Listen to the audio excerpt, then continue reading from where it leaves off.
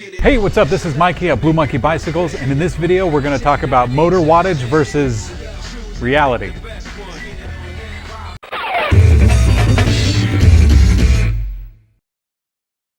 So the wattage measurement on a motor is a often confused and even more often misunderstood measurement of electric bike performance.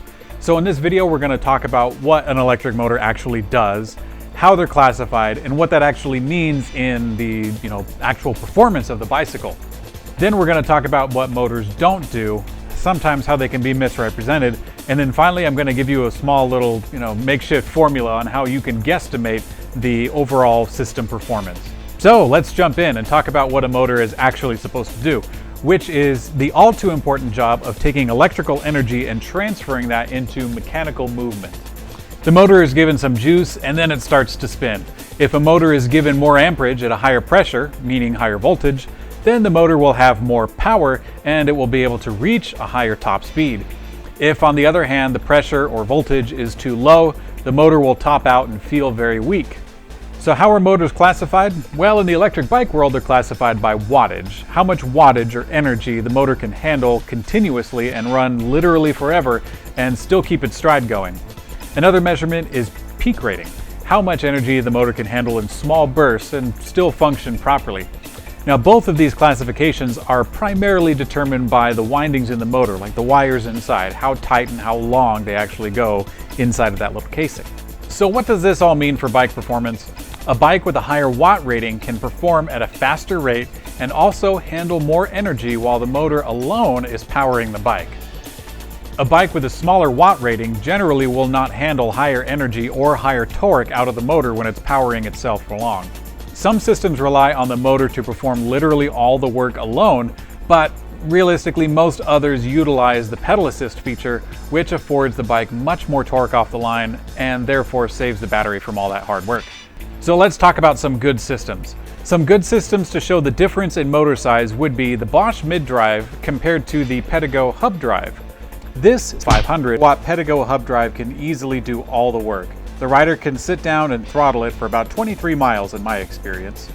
The Bosch mid-drive can, on full power pedal assist, more than double the range of that throttled Pedego example. Now with that pedal assist, it will torque up steep inclines that the beach cruiser would never want to travel. And this Bosch mid-drive is a 350-watt motor.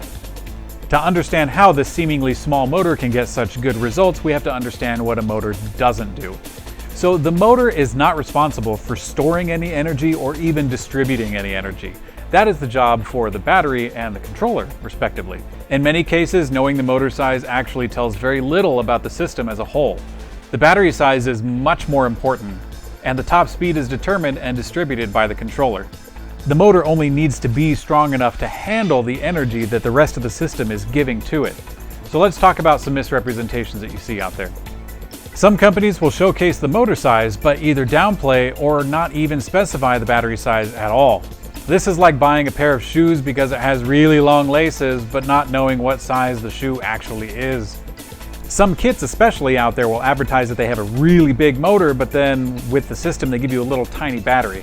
That's fine if you want to upgrade it later, but that system as you have it would just be carrying a ton of extra weight. This is like getting a can of soda and then taking all 6 ounces and pouring that into a gargantuan big gulp. Alright, so here's a way to cut the mustard. Now this might look nice and fancy, but honestly it's just an estimating tool. So you probably remember that volts times amps equals watts. Well, volts times amp hours equals watt hours. More on that here if you wish. You want to learn more about that. Anyways, batteries have a certain amount of watt hours in them. Every battery will have it. And if you take that watt hour rating, it should be generally close to the watt rating for the motor itself. Now they don't have to be exact, but that's a way that you can kind of guess if the system is paired properly for a system that's going to utilize top speed available from the controller.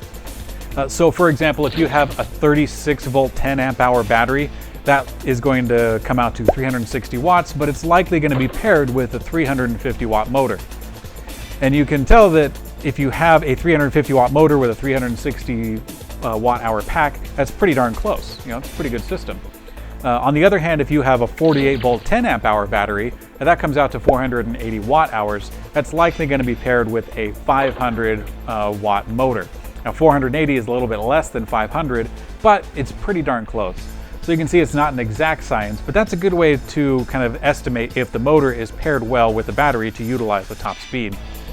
If, on the other hand, you have a bike with a 1,000-watt motor, that's gonna go, 40 miles an hour or more, which is very dangerous, but you would have to have that paired with something like a 72-volt, 15-amp-hour battery or something like that if you really wanted to get all the top speed out of it.